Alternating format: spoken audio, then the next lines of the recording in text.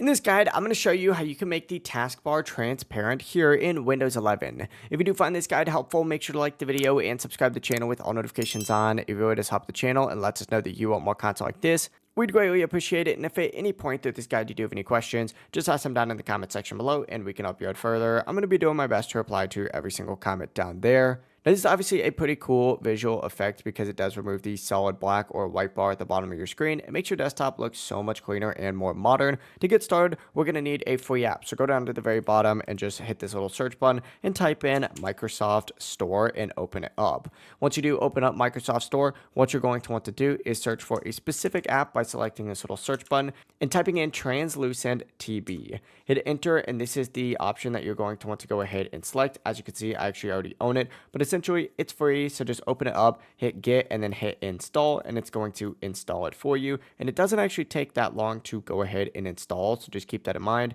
But once it does install, go ahead and select open on it and then hit continue, and literally immediately you're going to see it go transparent just like so. It might take about 10 to 20 seconds, but to customize it, what you're going to want to do is hit this little arrow down here to bring up a page that looks like this. Find Translucent TB on it and just hover over this desktop option right here, and you can go ahead and change it just like so, whether it's how transparent it looks, or you can also switch between different styles. But that is it. Your Windows 11 taskbar should now be fully transparent. If this guide did help you out, make sure to like the video and subscribe to the channel with all notifications on. It really does help the channel and lets us know that you want more content like this. We'd greatly appreciate it, and if at any point through this guide you do have any questions, just ask them down in the comment section below and we can help you out further. I'm going to be doing my best to reply to every single comment down there. Have a great rest of your day though.